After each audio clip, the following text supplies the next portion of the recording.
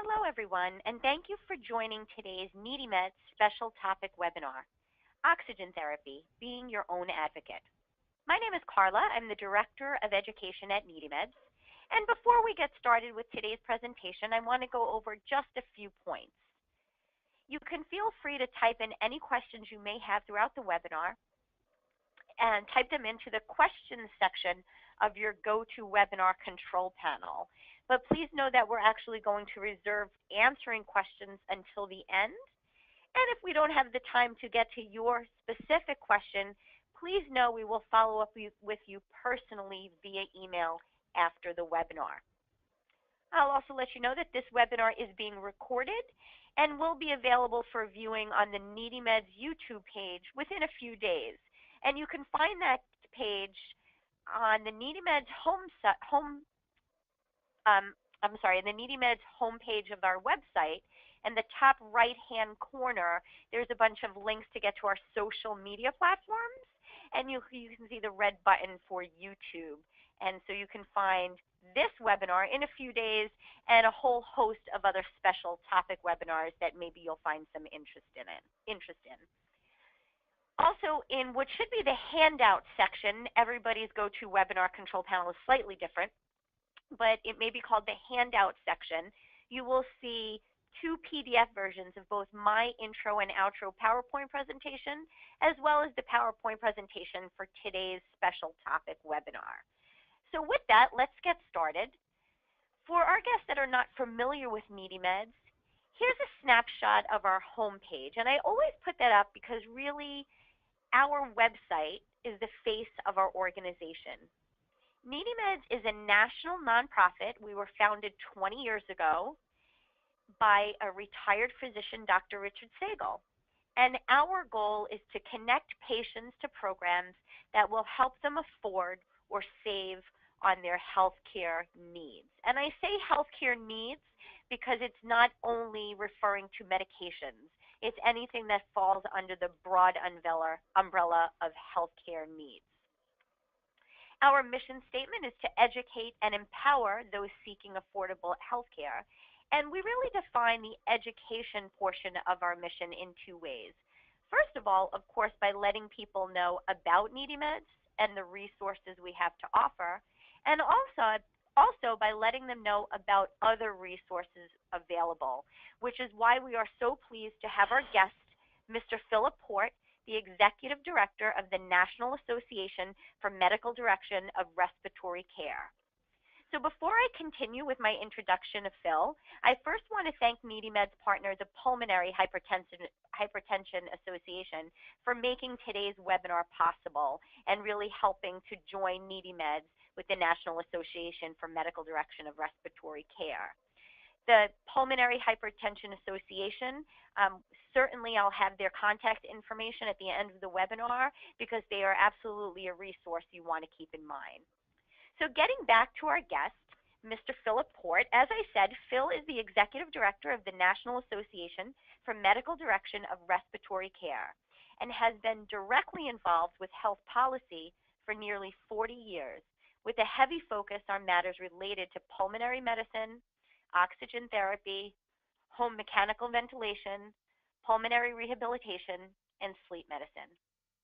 If you're not familiar with the National Association for Medical Direction of Respiratory Care, or NAMDRC, since it's a mouthful, they work closely to address matters on Capitol Hill and at the Centers for Medicare and Medicaid Services to advocate for patients' interests directly related to coverage and payment under the Medicare and Medicaid programs. Of course, I will provide their contact information at the conclusion of this webinar as well. So you can see why we're so thrilled to have Phil with us to share his expertise. So without further ado, bear with us while I switch the mic and the screen to our guest and allow him to take over to present today's webinar. Phil, when you're ready, you should be able to take that away. Everybody enjoy today's presentation, and thank you. Let me just go to full screen here, and I'll be right with you. Great. Thanks, Phil. I'm just trying.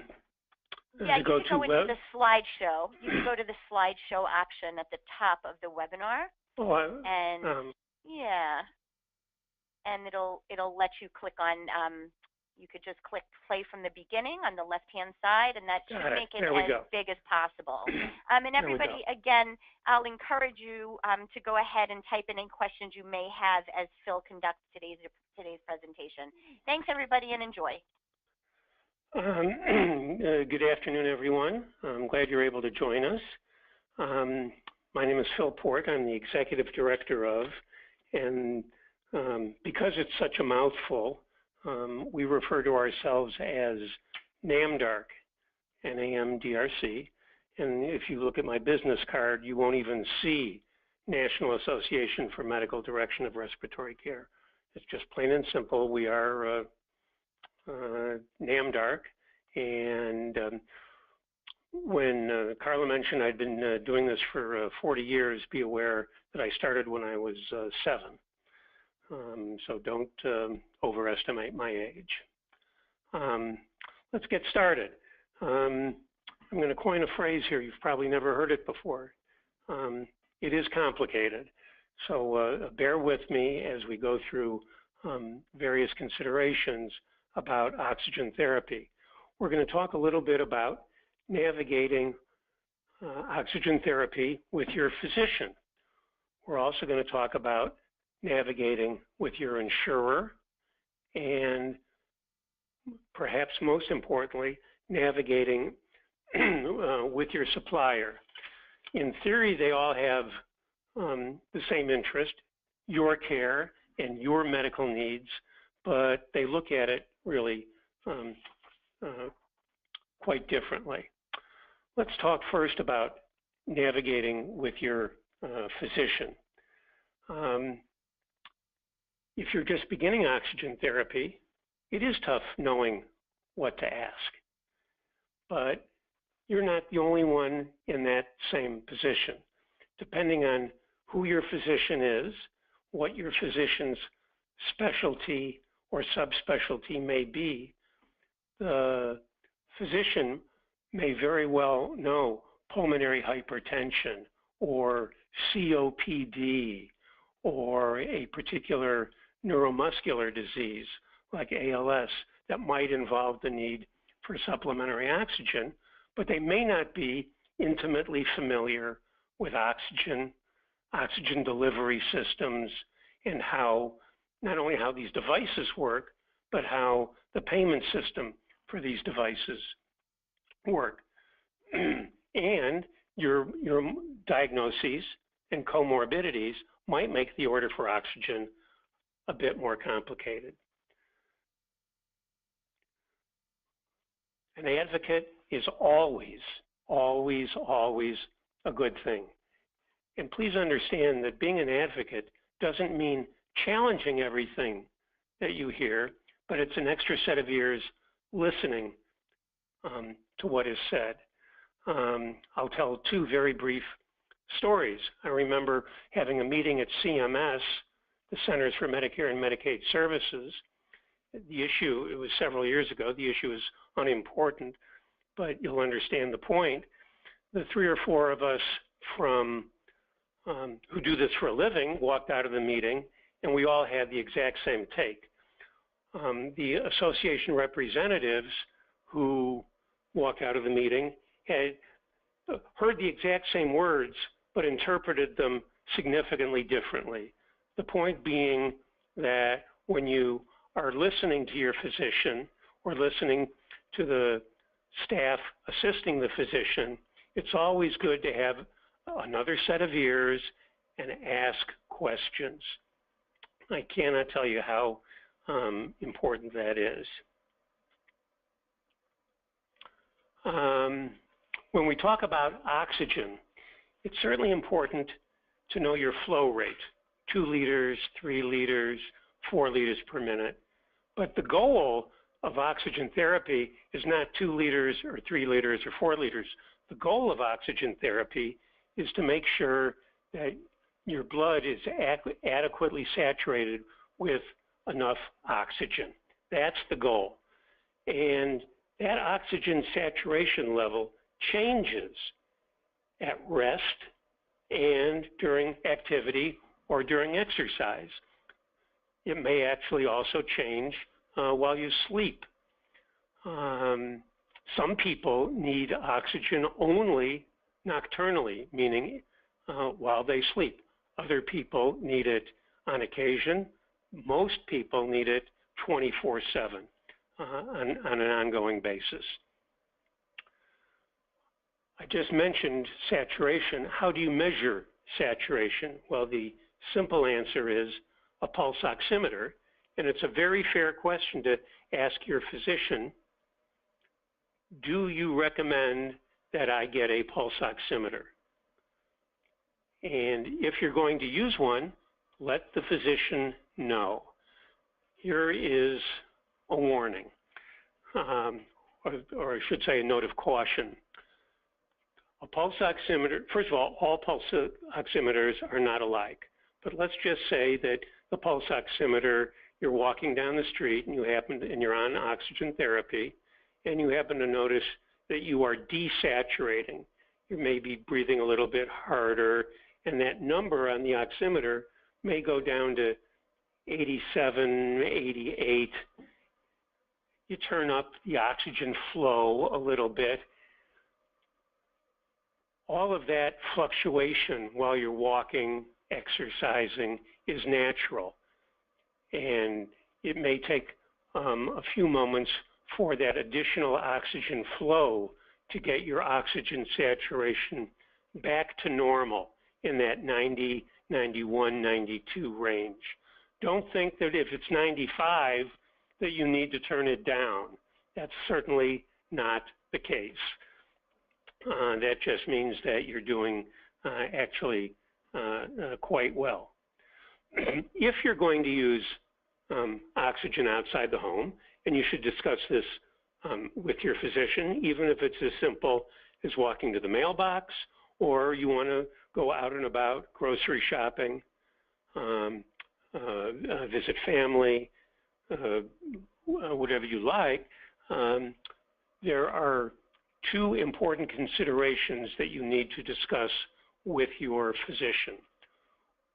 And that is the kind of oxygen that you will need when you leave the home. The two terminologies basically used are pulse dose and continuous. Continuous is just what it sounds like. The oxygen flow continues as long as the device, the oxygen system, is operating properly. Pulse dose is different. Think about it that if you are using oxygen continuously, oxygen is flowing while you are exhaling. And therefore, let's say you've got a 4-hour supply of oxygen and it is on continuous flow, you only are going to be able to use it for 2 hours because you're only spending 2 hours inhaling oxygen. A pulse dose system is very, very simple. They're very common, and these systems sense when you are inhaling and exhaling, and the oxygen flows only when you are inhaling, so that portable oxygen system functions for a longer period of time.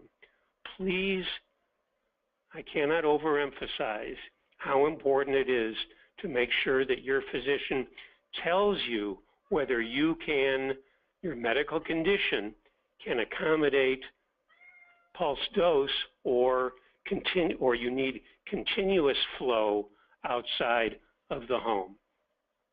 Inside the home, it is almost a non-issue because most stationary concentrators do provide a continuous flow.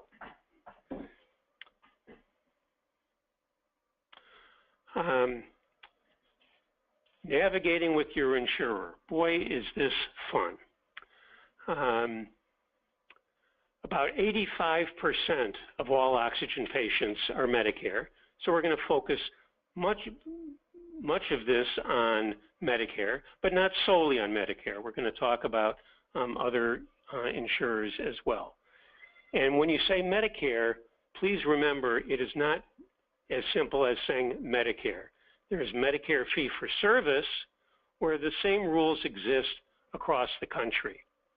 Importantly, Medicare fee-for-service is, for oxygen, is on what's called a competitive bidding program in most areas of the country. Non-competitive bidding areas, which are primarily rural, have slightly different rules for oxygen. Medicare Advantage, which is a managed care option that about 20% of Medicare beneficiaries choose. In theory, it's the same, but in reality, it really is quite different. It can be dependent on your insurer. It can be dependent on your locality.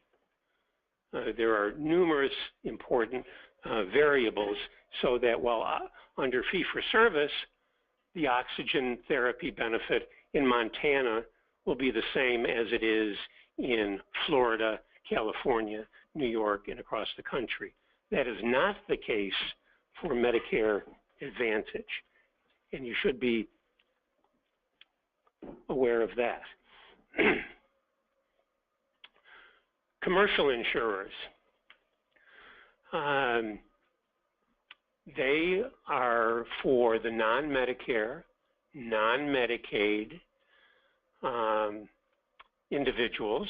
It may be through your employer. It may be through your spouse's employer. If you are very young, it may be through your parents' plan. Most commercial insurers use the basic framework of Medicare coverage. And by that I mean the documentation for medical necessity pretty much echoes the Medicare requirements, which is measured either by a pulse oximeter or blood gas analysis. Commercial insurers are, for the most part, more flexible, more understanding, and that is not necessarily by intent. Think about it this way.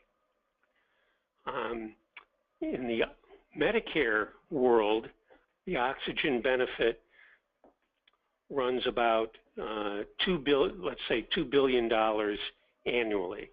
Let's say you're on an Aetna plan in Pittsburgh or Philadelphia. The number of patients are so far below the radar that many insurers are so cooperative and so helpful that it is frequently not a problem. We will talk about situations that do arise with commercial insurers a little bit later. Medicare fee-for-service. As I mentioned, the physician is required to document your need for supplementary oxygen through an oxygen saturation measurement. Use of blood gas analysis, and believe it or not, these are written into the law, is no longer common. There are some nuances, and this gets a little bit complicated. Everybody agrees oxygen is a drug. You would think, therefore, that oxygen would come under the Medicare drug benefit. That is not the case. It actually, there's a specific reference in the Medicare statute under durable medical equipment. That paragraph of the law is so old that actually 1965, it refers to oxygen and oxygen tents. And when was the last time any of us actually saw an oxygen tent? That's how old that portion of the Medicare statute is. Home systems, where indicated, along with portable systems, are also available through the Medicare program. Stationary systems are for in-home use, 99% of the time, and that's today. It's not the case 5 years ago or 10 years ago that the stationary system was an oxygen concentrator. And what that is a device that takes ambient room air, which is 21% oxygen, removes the nitrogen, and now you've got a therapeutic level of oxygen. Some suppliers still provide large cylinders. That is also therapeutic oxygen, but that green cylinder includes compressed oxygen. Portable systems for use outside the home. Portable oxygen concentrators. Portable is a term that is used loosely. They started out about 15 years ago at just under 20 pounds. They're now about 3 to 5 pounds. And they run on batteries. And for example, you can now take a portable oxygen concentrator on an airplane as long as you have enough battery life for 50% greater than the flight time.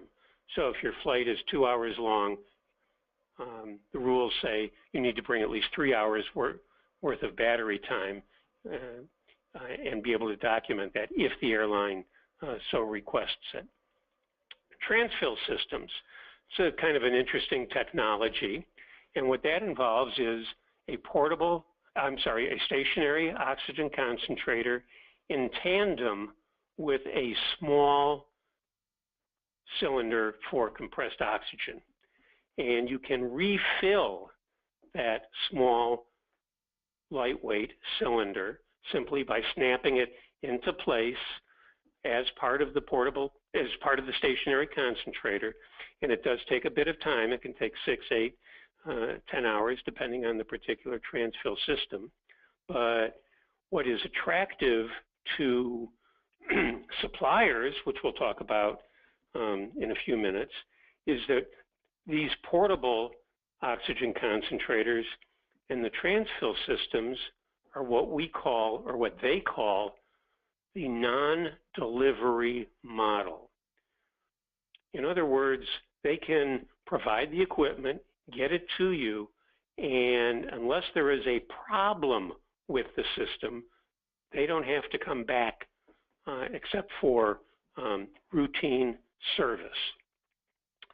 Liquid systems.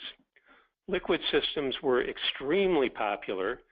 I believe most physicians would recommend liquid systems if they had their druthers. If they, as a physician, needed oxygen for themselves, I believe that they would choose a liquid system. The challenge with a liquid system is not the technology.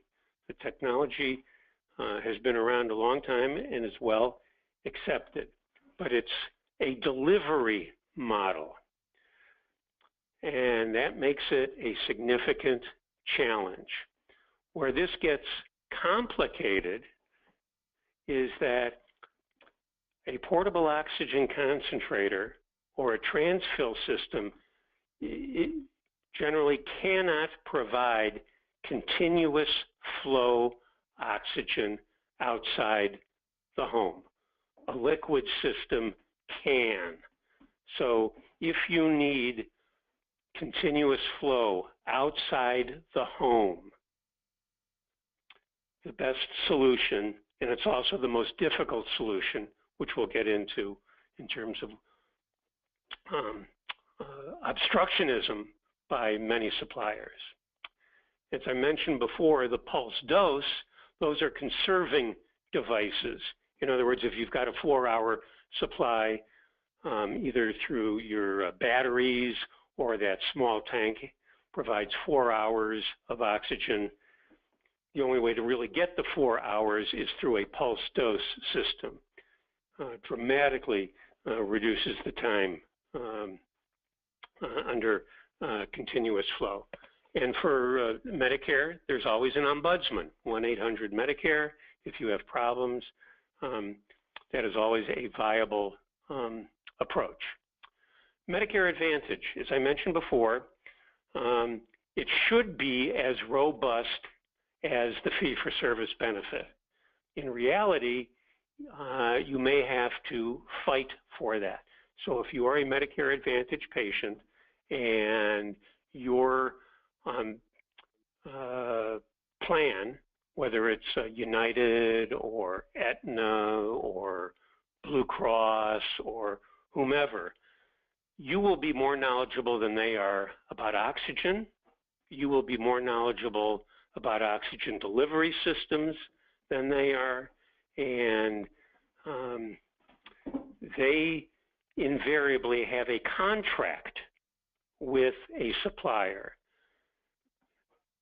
to provide the oxygen to those beneficiaries or the plan participants who need supplementary oxygen according to their physician.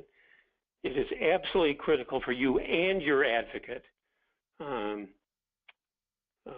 make sure that the insurer and the DME contractor know that a Medicare Advantage plan must, according to federal law, must be as robust as the Medicare fee-for-service plan.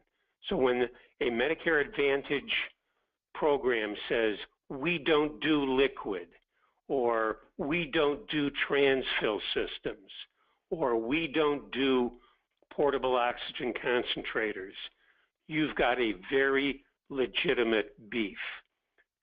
And maybe 2 or 3 times a year, NAMDARC needs to intervene on behalf of a Medicare Advantage beneficiary who's getting the runaround, and we explain, and the problem goes away. But again, that's part of the challenge of being an advocate. Commercial insurers. As I mentioned earlier, most mimic Medicare rules and regulations, and some, as I mentioned earlier, are more generous, particularly in terms of device selection. It's also important to remember that the cost of oxygen is relatively low compared to virtually all other services that either Medicare provides, a commercial insurer provides, Medicare Advantage, Medicaid. I don't want to call it the low-hanging fruit or below the radar, but please be aware that it is a very low-cost, very important therapy. And when I say low cost, I mean literally a supplier may get paid $120 a month. And when you're talking about payment for drugs in today's real world, that's not a lot. Commercial insurers do have some challenges, and as I mentioned on the slide here, recourse can be challenging. There are state insurance commissioners.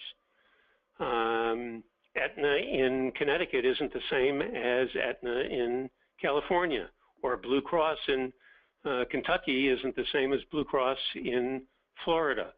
It is a state-regulated industry. Your physician is not licensed by the federal government.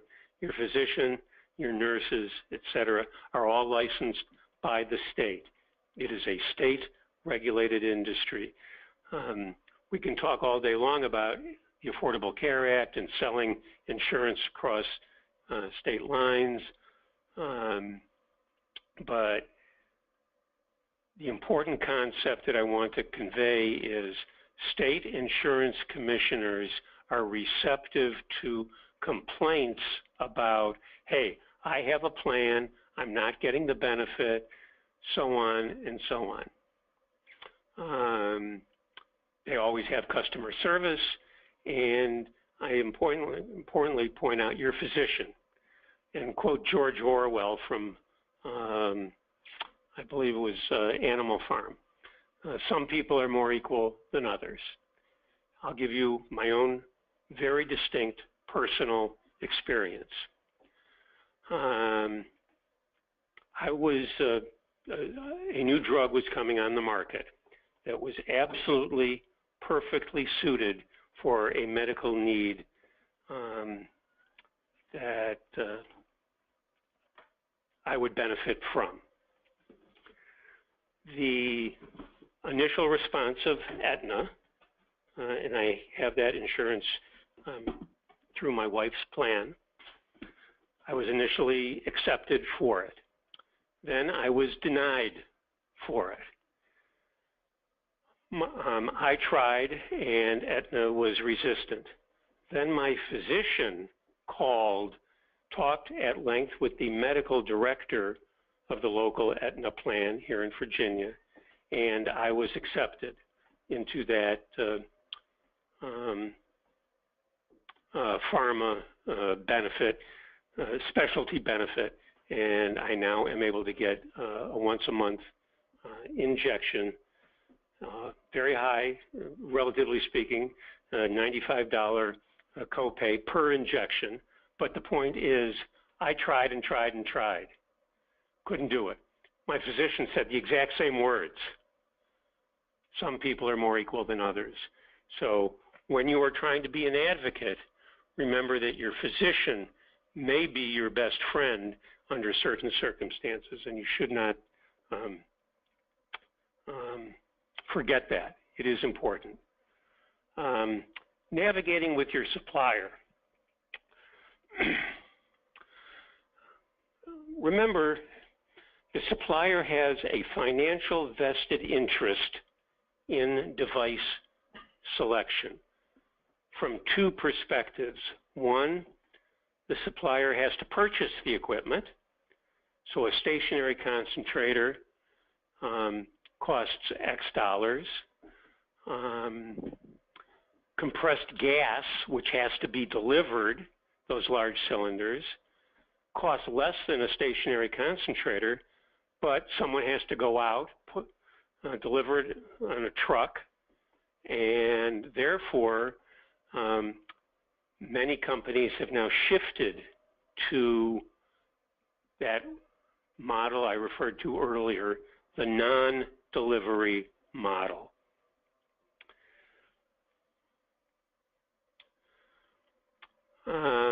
Remember, under Medicare, and this is often the case with Medicare Advantage and commercial insurers, the supplier is not reimbursed for any hands-on patient care. The broad medical community regards oxygen as equipment, not as a drug. And with that mindset, once the equipment is delivered and instruction is provided, in their view, it's more like a wheelchair or a cane or a walker or a bed. It is a piece of equipment, and it's important to understand that your supplier believes once they've instructed you on its use, see you gotta go, goodbye. It is sometimes that simple. That doesn't make it right. So, now for some additional information. Inquire about the frequency of service and deliveries supplies. What supplies are needed? Depending on the oxygen delivery system, whether it's a nasal cannula or a mask, they don't last forever. They need to be replaced. How often are they going to be replaced? Sometimes it's worthwhile not only to ask your supplier, but when you get that information, check with your physician to see if he or she believes that that approach is accurate. Again, they have an incentive to replace a catheter or, a nasal cannula once every 6 months, once every 9 months. But if your physician believes you ought to get a replacement once a month, the supplier has a financial vested interest in only providing one. And that's very important to remember. Discuss with your physician your needs at home, your needs outside the home, so the supplier is not at an advantage. And what I mean by that is some physicians, actually a fair number of physicians, out of ignorance, may not know the difference between a portable oxygen concentrator, a transfill system, liquid system. What they learned in medical school is very short, very brief, and in most cases what they've learned is a flow rate of 2 liters per minute. That will suffice, and that is not always the case. So it's important to really focus when the supplier tells you, I'm going to replace your nasal cannula once every 3 months, 6 months. Make sure that that gels with what the physician says. The physician has no vested interest. The physician is precluded by federal law from having any vested interest in this scenario. They simply cannot. Competitive bidding. In its infinite wisdom, Congress decided quite a few years ago that durable medical equipment should be bid competitively. It's a very complicated system. I won't bore you with the details, but when a supplier tells you that Medicare rates are being cut and cut and cut, that is really not true. The suppliers themselves bid a particular rate, and believe it or not, the winning bidders, half of them bid higher than the winning bid, half of them bid below the winning bid. That's one of the ironies about the way that program is structured. The most common complaint we hear is Medicare no longer pays for that device. Competitive bidding has not excluded any oxygen delivery system. If your physician orders liquid and the supplier says, we don't provide that, Medicare doesn't pay for it, the number one absolute, immediate, unequivocal response must be, okay, would you please put that in writing to me? 99% of the time, they will not. And what does that tell you? As soon as you say, could you put that in writing, that is a signal to them that if they do put it in writing, they can get kicked out of the Medicare program. Most physicians, even pulmonologists, don't recommend a particular device. It's not because they don't want to recommend a Philips device or an Inogen device or a Drive Medical device. It's because they don't know. They're not sure which one might best suit your needs.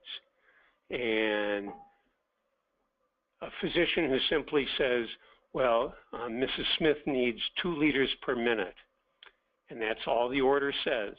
Now the supplier has that information, and the supplier will choose the equipment to get you what the medical order says, but also balance that with a financial decision, because that impacts what device is selected. Now with Medicare Advantage and with commercial insurers, the process is not identical, but it is very similar. Let's say you live in Philadelphia and you are using Blue Cross. Blue Cross will contract with 1 or 2 or 3 durable medical equipment suppliers to provide oxygen to all of their plan participants who need supplementary oxygen. So they are removed one step from the actual delivery of that service. And let's say they use one of the big companies, Apria or Lincare. Process-wise, Apria or Lincare has, through their own marketing and sales operations, secured that contract for commercial insurance or Medicare Advantage insurance. So your 2 routes of advocacy might be with the insurance company, or it might be with the supplier itself. If a physician does order a piece of equipment, as I mentioned, that the supplier either doesn't want to provide or doesn't have the resources to provide, that supplier will often call the physician, unbeknownst to you, and say, Dr. Smith, we recommend such and such. And sometimes the physician, if he or she is knowledgeable, might challenge. If he's knowledgeable, might accept the recommendation. If the physician is not knowledgeable in what is going on, the physician may say, okay, that sounds fine, and that's the end of the discussion. The supplier has his or her legal protection, and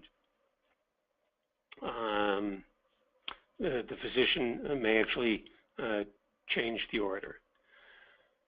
Little bit of bad news, as I mentioned before.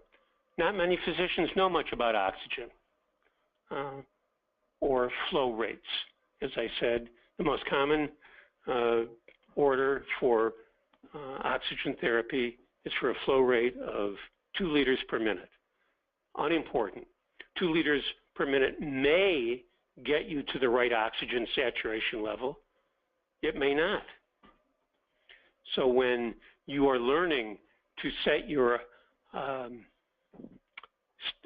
concentrator or other device to 2, don't think that that necessarily means 2 liters per minute. It may not. All it is a 1, 2, 3, 4 setting. And 2 on a Philips device may not be the same as a setting of 2 on an Inogen device. That's why a pulse oximeter, in our view, is so critically important, because the goal is not the flow rate. The goal is to make sure that the oxygen saturation level is appropriate so that you do not decompensate. An oximeter is usually the best tool, but not all oximeters are the same. If you're familiar with diabetes, for example, not all glucose monitors are the same. Some are good, some are very good, and some are less good. Some, a pulse oximeter that costs $10 will give you a $10 oximeter. An oximeter that costs you $90 is usually, not always, but usually significantly better. I remember seeing a study between the 2 largest brands of oximeters available at that time in the United States. And the study showed that patients would qualify for Medicare about 80% of the time using one device, and those same patients, same care, just checking on The other device only qualified for Medicare about 35% of the time. Different scientific algorithms being used to detect the oxygen level in your blood. The point being that not all oximeters are the same. This is my last slide coming up. I think we will have time for some questions and answers. Let me walk through it because I have used some terms and it's important that you understand exactly what these are. Stationary concentrators. They're about the size of a small end table or a nightstand. They run on electricity, and as I mentioned, they take ambient room air, 21% oxygen, remove the nitrogen, and now you have a therapeutic level of oxygen. Turn it on, turn it off, and yes, electricity is unquestionably an issue in terms of consumption. Portable oxygen concentrators run on batteries. You can take a portable oxygen concentrator on an airplane as long as that particular concentrator is approved by the FAA. I worked very, very closely with the FAA for, I think it was 8, 9 years trying to get POCs, portable oxygen concentrators, accepted on airplanes. And all I'll tell you is that FAA and DOT, the Department of Transportation, make Medicare look like swift, efficient, accurate, and boy, am I proud to be a taxpayer. I'll give you one example. They were extremely concerned, and this was probably a 6-8 month fight, just this one example issue. They were concerned that if people brought oxygen concentrators on a plane, it would deplete the oxygen supply and other people on the plane wouldn't be able to breathe. I remember this call quite clearly. One of the engineers called and said, Phil, I think we understand it now.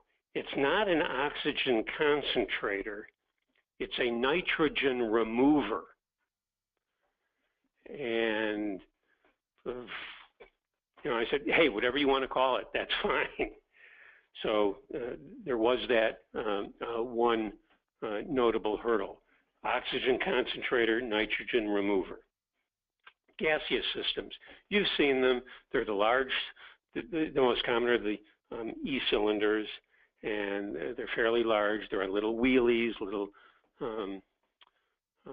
devices for wheeling around. They've been around a long, long time. They have to be refilled, unlike a stationary concentrator or a portable oxygen concentrator.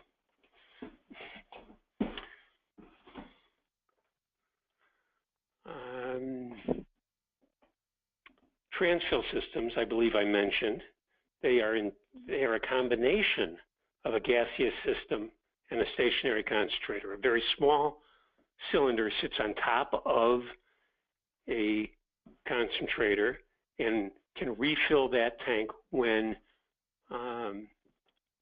you're not using the stationary concentrator. So let's say you have 2 or 3 of these small cylinders. You go out for the day with 2 cylinders, and the third one is now being refilled by the stationary concentrator while you are at home. Liquid systems is the classic example of a great technology that is focused around the delivery model. The way that works is a very large liquid tank is delivered to your home, and you refill your small portable system. Weighs literally 2-3 pounds. The actual liquid cylinder is about the size of a Coke can. Very, very small, very high purity. The problem is that with that delivery model, the supplier has to come to your home once a week, twice a week, once every 10 days, depending on your medical need. There are some technologies of a liquid system that can be used in the home. They are not state-of-the-art. There are some problems with them. Availability is generally very spotty. One, because they are expensive, and the supplier does not want to invest the money in that technology. I think that just about wraps it up. That would give us, about 10 minutes for Q&A, and I'm not sure how we're going to handle that, but I'm ready to pass it back to Carla. Fantastic. Thank you so much, Phil, for sharing your expertise with the NeedyMeds users. And certainly this is not only invaluable information, but the breadth of it and the scope of what you covered, and having the ability to break it down into layman's terms and to make people not only understand their options, but also how important advocating for themselves is when it comes to this crucial need of simply getting the oxygen they need. If you're able to, you can go ahead and change the presenter back to me, and I'll bring some NeedyMeds resources to everybody's attention. But in the meantime, I will remind people, I do see a question that has already come in.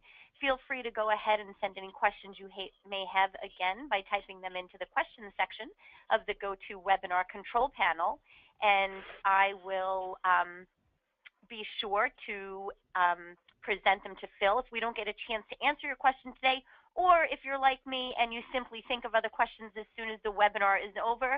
Again, I promise you I'll provide our contact information at the end. Before I do pass the question that came in along to Phil, I'm just going to put up a quick slide showing you some of the resources that will help you save on your healthcare costs in general and again, at NeedyMeds. And again, you can find these through the NeedyMeds website or by calling our 800 number. And the website is www.needymeds.org. And our toll-free helpline is 1-800-503-6897. And again, I'll have that contact information on the last slide. And here's just a snapshot, again, of some of our most popular and effective cost savings programs. And I encourage you to give our counselors a call or check out our website to see if there is any assistance helping you to afford your oxygen needs. I'm going to go ahead, since I've got a captive audience, put up some other upcoming NeedyMeds webinars for later in the month. And as you can see right in the middle of that slide, there are 2 upcoming overview webinars if you're interested in learning more about NeedyMeds. So with that, I'm going to go ahead and leave everybody's contact information up there. And Phil, here's some of the questions that are coming in. The first one, this woman was kind enough to share her story, and I'm gonna share it with the audience and ask you the question because I think it may apply to a number of people. This particular individual says that their doctor is telling them they have 40 people or so waiting for the Inogen portable, and it seems that the doctor is dragging their feet and seems reluctant to complete the paperwork and send it in. Right now, this patient is dealing with an in-home oxygenator, which is cumbersome and impossible to travel with, and also some limiting physical conditions makes it difficult to carry around. And it seems that the cost of renting one is a bit prohibitive. Of renting a portable one is a bit prohibitive, between $35 to $150 for a week. Is there anything that this person can do in the meantime, either to advocate for themselves and get the doctor moving quickly, or alternatives that this person can take? I am familiar with Inogen. I know the people who work there. They have a very interesting business model. They are not only a manufacturer, but they are a supplier as well. They position replacement devices in case one breaks at, I believe, 6 locations at major airports across the country, and they can get a replacement device to you certainly within 24, oftentimes within 12 hours. If a physician is being reticent or slow, and this is the first I've heard that there is a wait, a backlog for Inogen devices. I am not familiar with that. As a matter of fact, I talked with one of the vice presidents of Inogen just last week on a particular issue, and I assure you that the next time we chat, I will bring this up. But Inogen can be your partner in reaching out to the physician saying, hey, Mrs. Smith, Mrs. Jones, Mr. Smith, Mr. Jones is eager to use an Inogen 1 if that's the particular model, and everything is ready from our side. We are just waiting for your paperwork. 99% of the time, that kind of direct outreach will work. This is literally the first time I have heard that patients are waiting for an Inogen device. And I do understand an Inogen is somewhat unique technology in that it can be used 24/7. It can be used in place of a stationary concentrator. You can run it off of electricity so you don't have to wear down your batteries.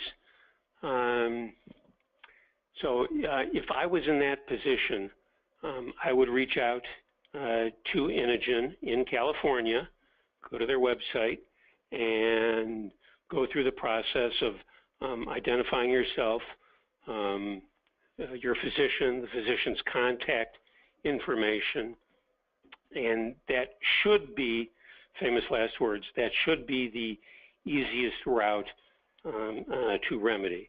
In terms of the cost, it sounds that when I heard $150 a week, that sounds like a rental for travel. I have heard prices like that. Hey, I'm not using Inogen, but I want to travel, and I've heard that for travel, Inogen is the best. And I'm not commenting whether Inogen is the best or not,